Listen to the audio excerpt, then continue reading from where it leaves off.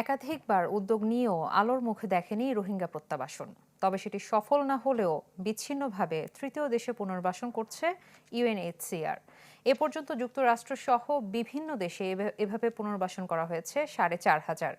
কিন্তু এ প্রক্রিয়া নিয়ে প্রশ্ন তুলেছে খোদ রোহিঙ্গারা। তারা বলছেন, তৃতীয় দেশে পুনর্বাসনের ফাঁদে পড়ে শিক্ষিতরা ক্যাম্প ছাড়ায় প্রত্যাবাসন প্রক্রিয়া দীর্ঘায়িত হওয়ার শঙ্কা বেড়েছে।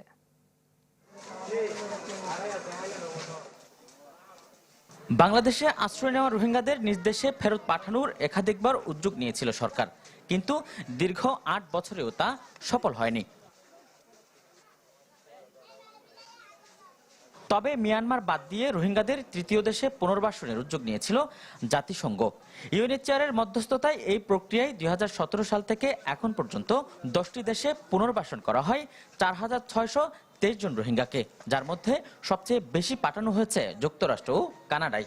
নাগরিকত্বের অধিকার এবং মানবিক মর্যাদা থেকে বঞ্চিত এসব মানুষকে তৃতীয় দেশে পুনর্বাসন নিরাপদ সমাধান হলেও এই প্রক্রিয়া বন্ধের দাবি তুলেছে উকিয়া টেকনাফের ক্যাম্পে থাকা রোহিঙ্গারা। তারা বলছেন, যাদের নিয়ে যাওয়া হচ্ছে তাদের অধিকাংশই শিক্ষিত, ফলে শিক্ষিত নেতৃত্ব প্রত্যাবাসন বিমুখ হয়ে পড়ছে।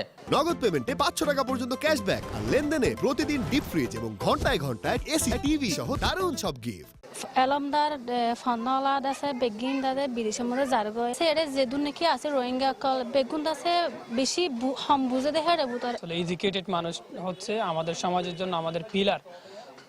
সো তাহলে যদি পিলারটা হারিয়ে যায় তখন হচ্ছে সমাজটা মুছিয়ে যাবে। আমরা সবগুলা একটা কালেক্টিভ একটা প্ল্যাটফর্ম নিয়ে কাজ করি, ইনশাআল্লাহ আমরা আমাদের দেশে হোমল্যান্ডে আর কানে চলে যেতে পারবো। একটা ব্যাড বয়েস এখান ফোনা দেই তোমার রিসেটেলমেন্ট করে কানাডা, অস্ট্রেলিয়া, আমেরিকা আর রিসেটেলমেন্ট হয়তো নসাই। মূলত নিজ দেশে ফিরে যাওয়ার সম্ভাবনা নেই এবং যেখানে আশ্রয় আছে সেখানে থাকা সম্ভব নয় এমন শরণার্থীদের তৃতীয় দেশে পুনর্বাসন করে ইউএনএইচসিআর। এখন শরণার্থী কমিশনও বলছে এই প্রক্রিয়ায় বাধাগ্রস্ত হচ্ছে প্রত্যাবাসন।